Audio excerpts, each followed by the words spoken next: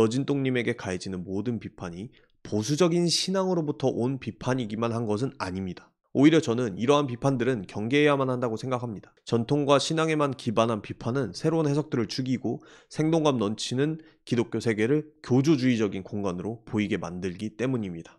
하지만 표면적인 신앙세계 너머에 성경을 다루는 그런 학문세계가 존재를 합니다.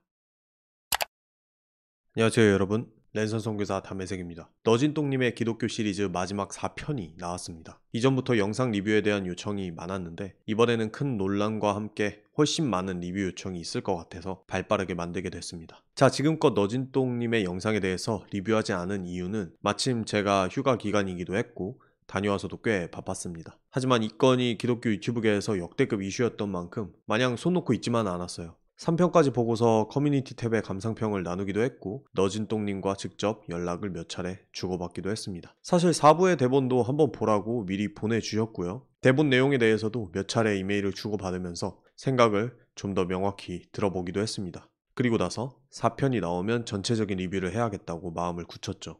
자, 첫 번째로 너진똥님의 기여를 이야기를 하면서 너진똥님에게 가장 감사한 것부터 말씀을 드리고 싶습니다. 바로 많은 분들에게 종교에 대한 관심을 불러일으켜주신 점입니다. 요즘 국가를 불문하고 정치, 사회, 환경적인 문제로 인류 전체가 절망적인 분위기를 겪고 있는 것 같습니다. 이 때문에 청년들이 점점 막막한 미래에 대해 좌절하거나 자기계발 멘토들의 과장된 약속에 자신을 의탁하는 사태가 좀 마음이 아팠습니다. 저는 기독교 신앙을 통해서 이들 중 많은 것들을 해결할 수 있다고 진실로 믿는 사람입니다. 그런데 이미 기독교인인 제가 이런 말들을 어떤 식으로 전하든 이미 편향된 내용으로 생각하거나 아니면 포교를 위한 꿍꿍이로 생각할 때가 많습니다. 그래서 좀 더 흥미를 불러일으키기 위해서 제가 홀리컴뱃이라는 예능 콘텐츠도 제작을 했습니다. 기독교가 아니라 그 어떤 종교라도 좋으니까 사람들이 관심을 가지고 또 그걸 통해서 위안을 얻었으면 하는 마음이 컸습니다. 제 노력이 생각만큼 많은 반향을 일으키지는 못했습니다. 역량이 부족했던 탓이었겠죠. 알게 모르게 좌절감을 겪으면서 나름대로 계속 분투하던 중에 대형 유튜버인 너진똥님이 성경 시리즈를 시작을 하신 겁니다. 어마어마한 조회수가 보여주듯이 많은 분들이 큰 관심을 보였고 평소에 기독교나 기타 종교에 대해서 진지하게 생각해보지 못한 분들조차 관심을 갖기 시작하셨습니다. 엠마오 연구소의 차성진 목사님의 증언에 따르면 최근에 라이브 스트리밍을 진행하면 너진똥님의 영상을 보고 꽤 많은 비기독교인 분들이 질문하러 오신다고 합니다.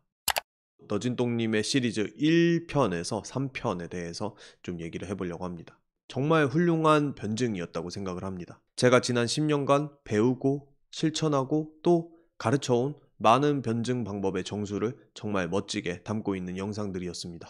예수님을 전하기 위해서 아주 오랫동안 고민한 사람이 아니라면 나올 수 없는 영상들이었죠. 사실은 구약편에서부터 그런 징조들이 보이다가 2편인 인간 예수편에서는 여실히 드러났습니다. 저 또한 간단한 소감글에서 이렇게 이 영상을 추천한 바 있습니다. 혹시 주변 사람들과 예수님에 대해서 이야기를 나누려는데 어떻게 시작할지 모르겠는 분들은 이 영상을 최소 5번 이상 보고 설명하는 방식을 주의 깊게 살펴보세요.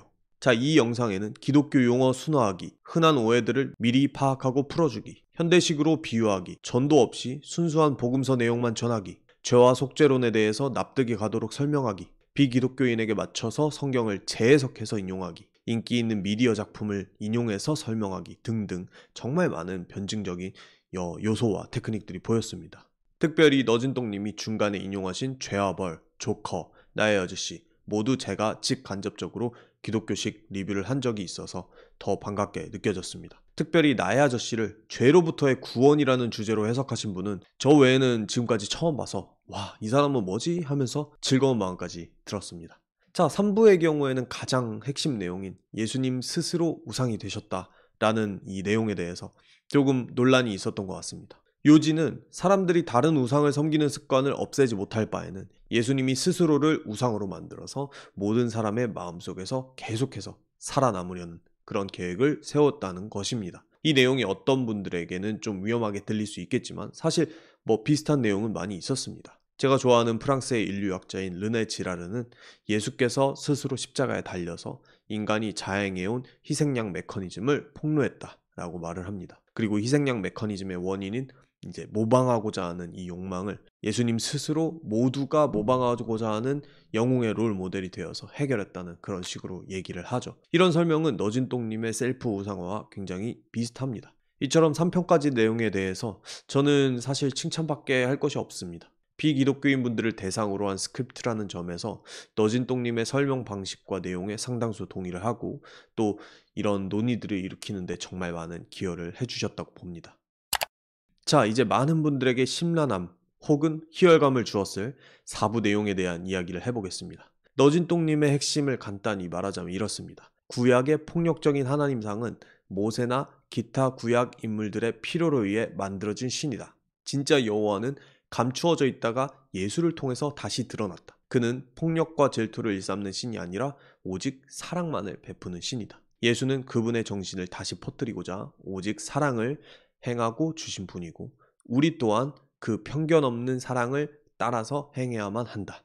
대충 이렇게 정리를 해봤어요. 우선 성서학의 여러 논쟁이나 파격적인 주장들을 접하는 데 익숙하지 않은 기독교인들이라면 도대체 내가 뭘 듣고 있는 거지 하셨을 겁니다. 가장 먼저 드리고 싶은 말씀은 성경 해석의 권한이 모두에게 열려있다는 점, 그 점이 바로 개신교의 아름다운 점이라는 부분입니다.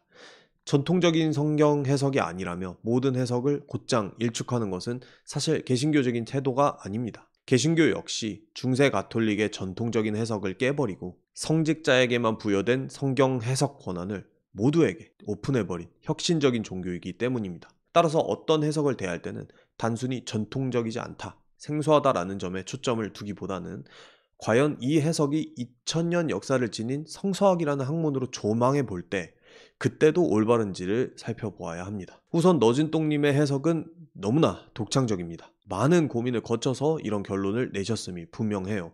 그럼에도 이 해석을 제가 지지하기 어려운 이유는 앞으로 저보다 훨씬 성서학을 많이 학문적으로 파고든 분들이 설명을 해주시겠지만 성서학적인 약점이 너무 많기 때문입니다. 그리고 챗 GPT를 이용해서 원어 해석을 하신 만큼 논란이 있을 만한 부분도 여러 군데 있고요.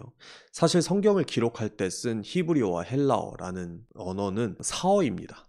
지금 쓰이는 히브리어와 헬라어는 이것들과 완전히 달라요. 성경 원어는 단지 고대 문서를 번역할 때만 쓰일 뿐이죠. 그러다 보니까 직관적으로 해석되지 않는 부분이 굉장히 많고 전체 문맥이 어떻게 구성됐느냐에 따라서 여러 번역 중에 하나를 골라서 가야 하는 경우가 많습니다. 여기서 성서학이라는 학문에 대해서 생소하신 분들에게 제가 조금 설명하고 넘어가고자 합니다. 우리가 흔히 하는 생각과는 다르게 신학이란 것은 신의 존재에 대한 가정을 버리고 할수록 더더욱 학문적이 됩니다. 반대로 신의 존재를 전제하면 할수록 신학이 학문이라는 생각을 거부하게 돼요. 무언가 신앙적인 의미를 부여하게 되는 것이죠. 신학 여부와 관계없이 신학이라는 학문을 20년 공부한 사람이 있다고 쳐봅시다. 이 사람은 마치 유교 경전에 대해서 20년을 전공하고 공부한 사람과 같은 사람입니다. 유교에는 신이 없지만 경전에 담긴 지혜를 탐구하는 일, 그 일은 여전히 유효합니다. 저는 유교에 대해서 잘 모르지만 유교 경전들의 해석에는 분명히 오랜 시간 동안 쌓여온 해석 방법과 새로운 해석 간의 논쟁, 그 과정에서 정립되어 온 정설들 그리고 방법론들이 존재할 것입니다. 자, 그렇다면 무신론자의 입장에서 바라보는 신학도 같아야 합니다. 그 중에서도 고문학이나 역사학과 가까운 그 성서학이라는 학문은 더욱 순수하게 학문으로 여겨야만 합니다. 성서학은 기본적으로 신의 존재나 기독교 교리 등이 진리라는 가정 없이 경전 그 자체의 텍스트를 탐구하는 학문이기 때문입니다. 심지어 우리가 아는 보수적인 성경 해석에 대한 수많은 반박들도 성서학계 내부에서 나왔습니다. 예를 들어서 성경이 사실 판타지 소설이 아니냐는 생각도, 성경의 기적들이 비유에 불과하지 않느냐는 생각도, 성경 내부에 모순이 발견되지 않느냐는 그런 비판도, 심지어 예수가 존재한 적이 없을 것이라는 의문조차도 이미 몇백 년 전 근대의 성서학자들이 주장해온 생각들입니다. 현대의 전투적인 무신론자들은 그저 과거 성서학계의 이런 주장들을 빌려서 쓸 뿐이죠. 보수적인 신앙을 지키려는 성서학자들이 있고 그걸 비판하려는 외부의 세계가 부딪혀온 전쟁의 역사 이런 게 존재하지 않는다는 뜻입니다. 그런 의미에서 너진똥님에게 가해지는 모든 비판이 보수적인 신앙으로부터 온 비판이기만 한 것은 아닙니다. 오히려 저는 이러한 비판들은 경계해야만 한다고 생각합니다. 전통과 신앙에만 기반한 비판은 새로운 해석들을 죽이고 생동감 넘치는 기독교 세계를 교조주의적인 공간으로 보이게 만들기 때문입니다. 하지만 표면적인 신앙세계 너머에 성경을 다루는 그런 학문세계가 존재를 합니다. 이 세계를 거쳐온 비판은 순전히 성서 해석학이라는 학문 영역에서의 비판입니다. 이전에 다른 유튜브에서 너진똥님을 비판한다고 내용을 보지도 않고 욕부터 하시는 분들을 보았습니다. 그분들이 너진똥님을 통해서 예수의 정신을 깨달았다고 하면 정말 좋은 일입니다. 하지만 진정으로 그 정신을 깨달았다면 그런 행동에 대해서는 한번 다시 생각을 해보아야 합니다. 제가 아는 예수는 그렇게 하지 않았고 너진똥님이 아는 예수도 그렇게 하지 않았습니다. 오히려 그분은 논쟁과 비판에 스스로를 노출시켰고 항상 멋진 논리로 극복을 하셨죠. 너진똥님 본인도 이 길을 따르시려는 것 같아 보입니다. 자신을 믿지 말고 의심하라고 그렇게 얘기를 하니까요. 그렇다면 이 4부 영상에 대한 의견과 비판이 분분한 것은 상식적으로도 좋은 일이고 너진똥님도 원할 일이고 예수님도 좋아할 일입니다. 자, 일전에 말한 예수의 셀프 우상화 이론은 기존 학문적 세계에서 사실 크게 어긋나는 이론이 아닙니다. 하지만 모세의 거짓 선지자설은 굉장히 이야기가 다릅니다. 기존 체계를 무너뜨리고 처음부터 체계를 다시 세우는 시도입니다. 말하자면 과학계에서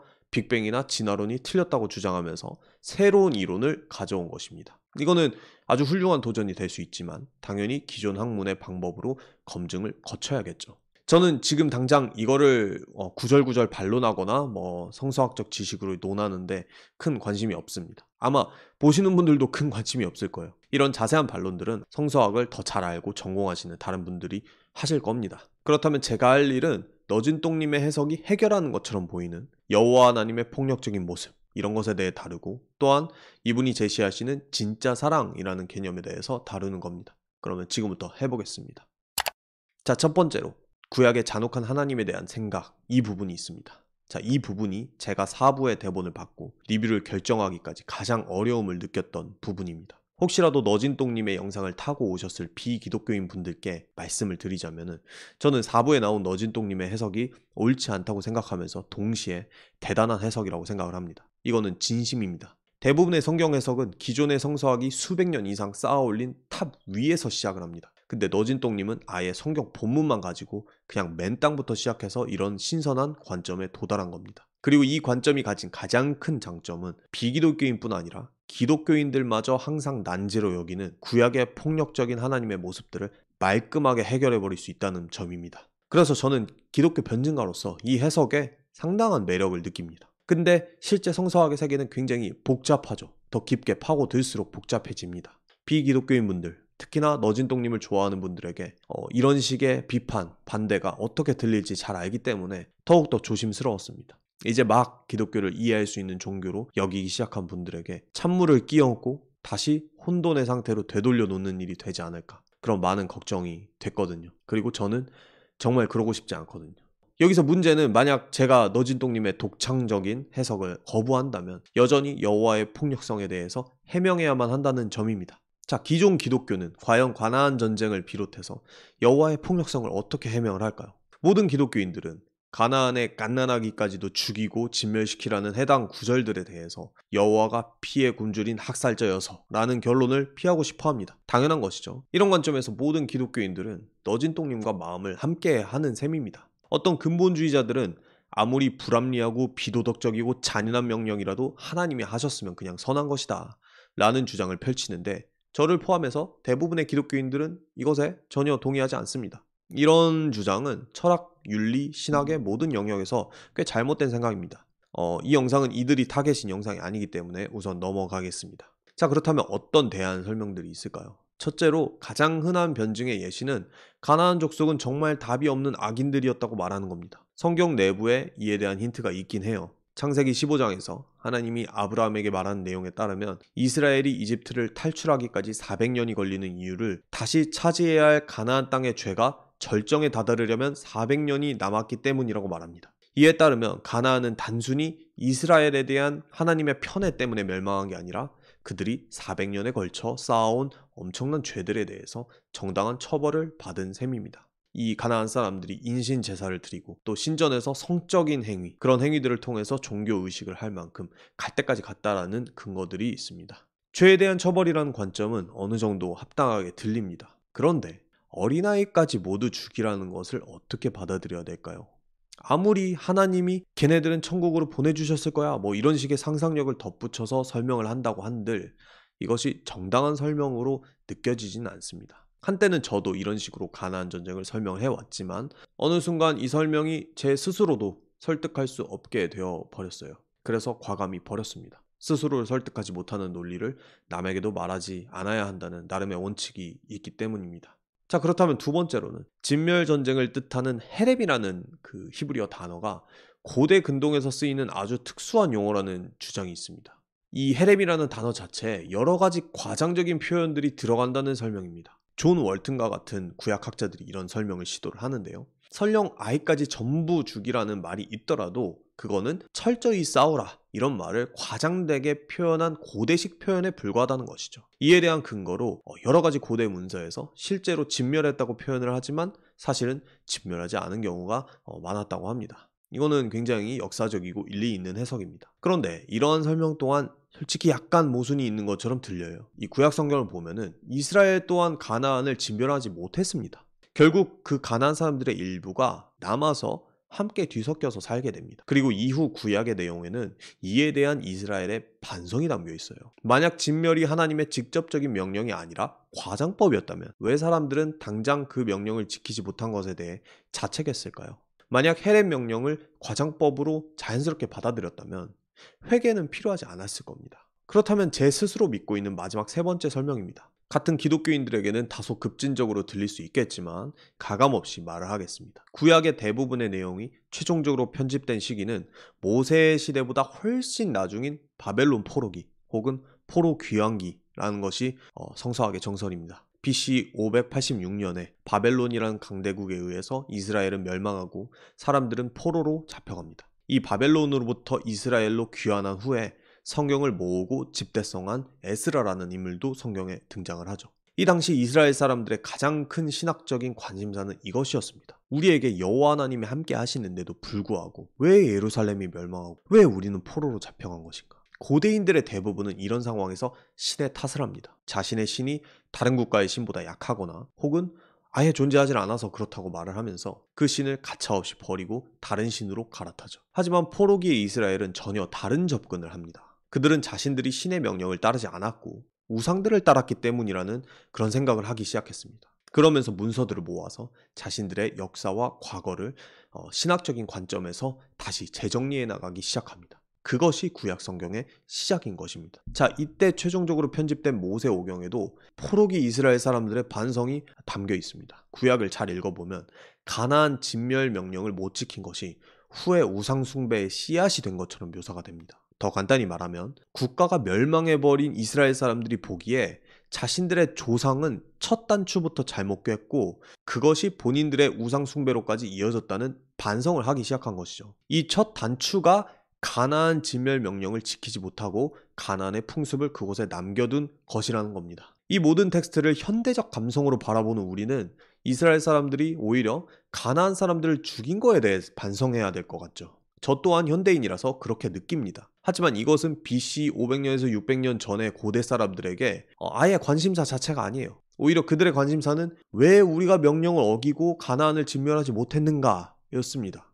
툭 하면 국가 간의 전쟁이 일어나고 당장 내일의 생존을 걱정해야 할 뿐더러 이미 강대국에게 나라가 반쯤 멸망해버린 이스라엘 사람들에게 정치적 올바름이나 인권 감수성 따위가 있었을 리 없습니다. 우리는 스스로가 그들로부터 최소 2600년 후의 사람이라는 점을 꼭 이해해야 됩니다. 이 사람들은 자신들의 불순종을 더 극대화하고 반성하기 위해서 하나님의 가나안 정복 명령을 헤렘적 표현으로 더 강하고 구체적이었던 것처럼 적었을 겁니다. 더 직설적으로 얘기를 해볼게요. 하나님은 가나안을 전쟁으로 정복하라고 한 적이 없거나 설령 있더라도 구체적으로 죄 없는 갓난아이까지 철저히 죽이라고 명령한 적이 없을 겁니다. 그것은 신약과 더불어서 성경 전체적으로 드러난 하나님의 정의관에 전혀 맞지 않습니다. 하지만 그 최소 1000년 뒤에 후대 이스라엘 사람들은 불순종에 대한 반성을 강조하기 위해서 진멸 명령을 과장했을 겁니다. 사실 이처럼 구약 혹은 신약에마저 저술자들의 신학적 관심사나 배경이 개입되는 경우가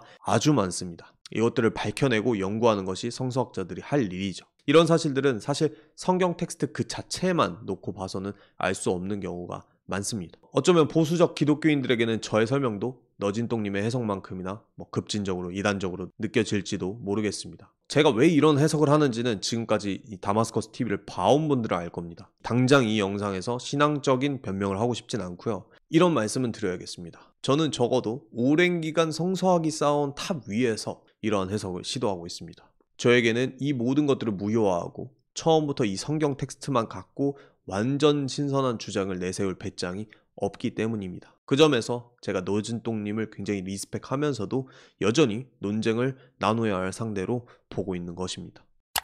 자, 그렇다면 너진똥님이 말하는 진짜 사랑, 이 부분에 대해서도 좀 얘기를 해보고 싶어요. 제가 꽤 오래전에 알랭드 보통이 20대에 쓴 나는 왜 너를 사랑하는가 라는 책을 읽으면서 적어놓은 감상이 있습니다. 이 알랭드 보통은 여러 가지 사랑의 형태를 말하다가 비현실적인 낭만적 사랑을 기독교적 사랑과 비슷하다고 묘사를 합니다. 그에 따르면 기독교적 사랑이란 것은 상대의 모습 그대로를 사랑한다는 무비판적이고 너그러운 감정, 조건이 없고 경계도 없고 모두 사모하는 사랑, 모든 것을 받아들이는 사랑입니다. 하지만 그는 이런 사랑은 실제 연인들의 케이스에는 적용을 할 수 없다고 말합니다. 그러면서 기독교적 사랑의 메시지는 특정한 경우보다는 보편적인 경우, 즉 모든 여자에 대한 모든 남자의 사랑, 서로 코 고는 소리를 듣지 못하는 두 이웃 간의 사랑에 어울리는 것이라고 덧붙입니다. 알랭드 보통은 무신론자이지만 종교의 긍정적인 영향력을 굉장히 높이 사는 작가입니다. 그리고 훌륭한 작가이기도 하죠. 하지만 적어도 20대 초반 시절에 그는 기독교에서 말하는 사랑이 현실과는 꽤 동떨어졌다고 생각하는 오류를 범했던 것 같습니다. 젊은 날의 알랭드 보통은 너진똥님이 인간 예수편 초반부에서 가르쳐준 내용을 보고 좀 배워야 할 필요가 있습니다. 예수님은 기독교적 사랑의 모범이자 기독교적 사랑 그 자체입니다. 너진똥님은 이런 예수님을 아무튼 자애롭고 자비롭고 용서하고 받아준 사람이 아니라 오히려 누군가가 잘못하면 철저히 논리로 반박하며 꼰대들에게는 분노의 샤우팅을 지르던 분이라고 말을 하죠. 이 묘사는 아주 옳을 뿐더러 복음서가 말하는 것과 일치합니다. 특별히 예수님은 눈으로 죄를 지을 것 같으면 차라리 눈을 뽑으라고 말할 정도로 죄에 대해서 강경한 분이었고 사람들을 비인간적인 규율로 올가매는 위선적인 종교 지도자들에게 항상 분노를 표출하셨던 분이었습니다. 그런데 제가 이해하기로 너진똥님의 4부 영상은 다시금 기독교적 사랑을 알랭드 보통이 생각한 개념으로 되돌려 놓는 것 같습니다. 너진똥님의 해석 안에서 분노하거나 화를 내는 하나님의 모습은 모두 거짓된 모세의 신임으로 제거되어야 마땅한 대상입니다. 앞서 설명드렸듯 저는 그러한 폭력적인 모습들이 전부 옳다거나 전부 하나님의 모습이라고 긍정하는 것이 아닙니다. 그럼에도 이 모든 모습을 한 번에 제거하는 선택지는 기독교적 사랑의 다층적인 측면을 다시 평면적으로 만들어버립니다. 저는 하나님이 갓난아기를 학살하라는 명령을 내렸다고 생각하진 않지만 그분이 결코 분노하거나 질투해서는 안 된다고 생각하진 않습니다. 분노와 질투의 가능성 또한 사랑이라는 감정 안에 포함되는 필수 불가결한 요소이기 때문입니다. 알랭드 보통은 앞서 언급한 책에서 사랑이란 감정에 대해서 굉장히 심도 깊게 묘사를 합니다. 사랑에는 항상 불완전하고 비합리적이고 연약하고 언제 터질지 모르는 위태로움이 포함되어 있는데 이러한 속성들이 오히려 사랑을 아름답게 만든다는 게 그의 주제의식입니다. 나니아 연대기의 작가이자 기독교 변증가였던 C.S. 루이스는 상처받길 원하지 않는 사람은 누구도 사랑하지 말라 라고 말을 합니다. 사랑은 본질적으로 자신을 연약함에, 유치함에, 분노와 질투의 가능성에 노출시키는 일이기 때문입니다. 무슨 일을 하든 친절하게 대해주는 직장 동료가 있다고 해서 잔소리하고 질투하는 부인보다 날 사랑하는 사람이라고 말을 할 수 있나요? 그럴 수 없습니다. 혼내지 않고 항상 웃어주는 옆집 아저씨가 있다고 해서 나를 혼내는 아버지보다 사랑한다고 말을 할 수 있나요? 그럴 수 없습니다. 이러한 측면에서 우리는 요한계시록도 좀 더 건전하게 바라볼 수 있습니다. 저는 이 땅의 역사 안에서 실제로 최후의 아마겟돈 대전쟁이 일어난다던가 그것이 3차 대전의 비유라던가 혹은 오직 예수를 믿지 않았다는 이유만으로 수십억 명이 영원한 지옥불에 태워질 것이라는 그런 생각은 하지 않습니다. 예수님이 이 땅에서 보여주신 모습에 근거한 더 자비롭고 합리적인 결말이 어딘가 있을 거라고 믿습니다. 하지만 요한계시록의 장르적 특성상 무엇 하나 확신할 수는 없죠. 한 가지 확실한 것은 요한계시록을 연구하는 성서학자들은 이 책이 먼 미래에 대한 예언이라기보다는 1차적으로 로마 제국 내에서 일어난 그리고 일어날 일들에 대한 묵시적인 표현이라고 말한다는 것입니다. 그럼에도 불구하고 저는 세상의 마지막 날에 예수님이 다시 오신다는 믿음, 끝까지 회개하지 않고 뻔뻔하게 나오는 악인들을 처벌해서 선량한 사람들의 억울함을 풀어주기를 기대하는 믿음이 정당한 신앙이라고 생각합니다. 사실 요한계시록 마지막에 나타나는 마라나타 아멘 주 예수여 오시옵소서라는 이 호소는 그렇게 낭만적인 신앙 고백이 아닙니다. 네로 황제는 자신이 도시에 불을 질러놓고 기독교인을 희생양으로 삼아서 잔혹하게 죽여댔습니다. 그들 중에는 예수를 믿게 되었다는 이유로 평생 몸담았던 유대교 공동체와 가족들에게서 버림받는 경우도 흔했죠. 자, 이런 총체적 난국의 상황에서 예수님 빨리 와주세요 라는 호소는 다른 식으로 해석할 여지가 사실 없습니다. 이놈들 때문에 죽기 직전이니까 제발 빨리 와서 물리쳐달라는 요청이 맞습니다. 요한계시록의 판타지적이고 살벌한 묘사들은 이런 초대교회의 울분이 담겨져 있는 일종의 문학적인 장치들입니다. 그들의 울분을 그대로 현대에 가져다가 예수를 믿지 않는 국가나 개인을 철저히 적으로 삼고 전쟁을 벌여야 된다고 해석을 한다면 그것은 너진똥님식으로 죽은 해석입니다. 하지만 당시 상황과 배경을 안다면 이 초대교회 사람들의 호소를 이해 못할 것도 없습니다. 만약 예수께서 누군가에게 화를 낸다면 그 분노의 1차적 원인은 자신의 화풀이가 아니라 그 사람 때문에 억압받고 피해를 본 다른 연약한 사람들에 대한 사랑 때문일 겁니다. 만약 예수님이 그들에게 전혀 화를 내지 않고 너네도 모두 사랑한다, 너네도 모두 받아줄게 이렇게 나온다면 그것은 예수님이 전 인류를 사랑한다는 증거가 아니고 오히려 아무도 사랑하지 않는다는 증거가 될 겁니다.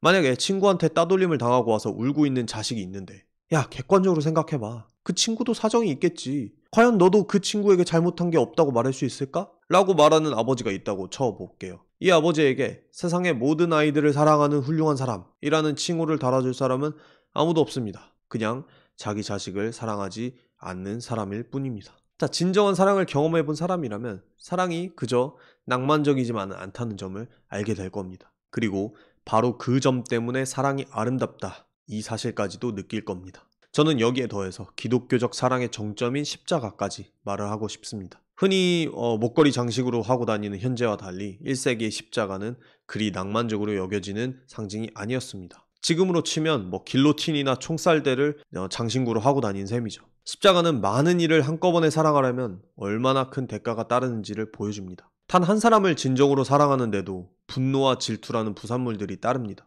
그렇기 때문에 인류 전체를 사랑하려면 최소한 자기를 매달아 죽여야 할 만큼 큰 희생이 따릅니다. 그저 모두를 가볍게 용서해주고 사랑해버리는 기독교적 사랑이라는 것은 사실 환상에나 존재하는 것입니다. 말과 글로 표현은 할 수 있지만 조금만 생각해봐도 이걸 순전한 개념적 차원에서도 떠올릴 수 없는 거라는 걸 알게 될 겁니다. 그런 사랑에 대한 묘사는 그저 죽은 단어의 나열일 뿐이니까요.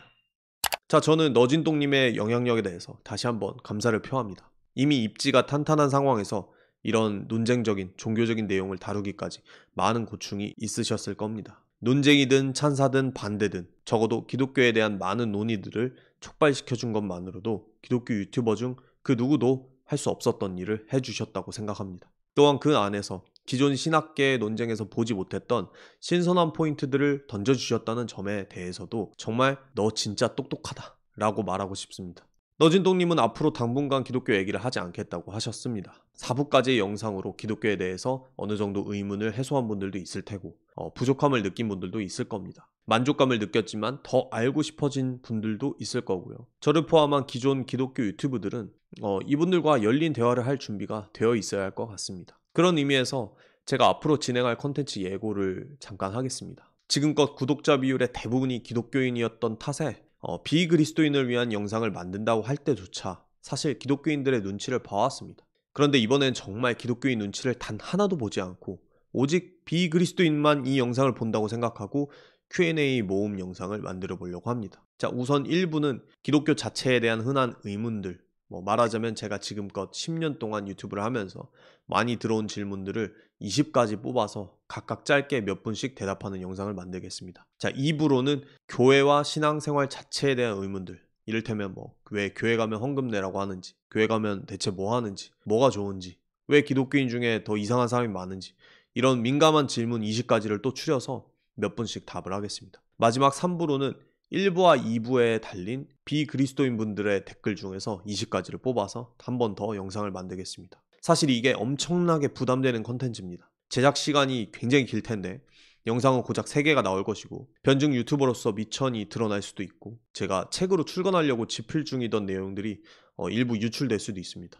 질문에 따라서 3시간을 답해도 모자랄 내용을 몇 분 안에 담느라 여러 오해와 비판을 받을 수도 있습니다. 마지막으로 신앙인들의 눈치를 전혀 보지 않고 여과 없이 제 생각을 다 말한다면 같은 기독교인들에게도 많은 정죄를 당할 겁니다, 아마.